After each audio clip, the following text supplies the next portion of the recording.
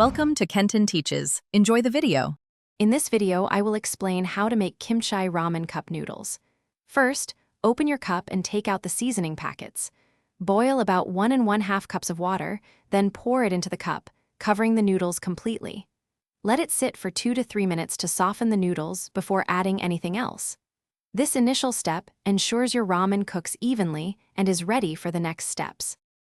Now, carefully drain most of the hot water from your cup, leaving just about 1/4 of a cup at the bottom. This concentrated liquid will form a rich base.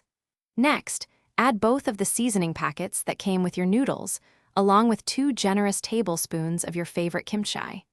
Stir everything together really well, ensuring the kimchi and seasonings are evenly distributed throughout the noodles. To elevate your kimchi ramen, consider adding some extra ingredients. A perfectly soft-boiled egg, sliced in half, adds richness and protein.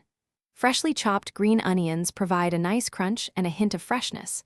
For a surprisingly creamy texture, drop in a slice of American cheese. It melts beautifully into the hot broth. A small drizzle of sesame oil at the end also adds a wonderful aromatic touch. Your delicious, customized kimchi ramen is now ready to enjoy. Serve it immediately while it's hot for the best experience.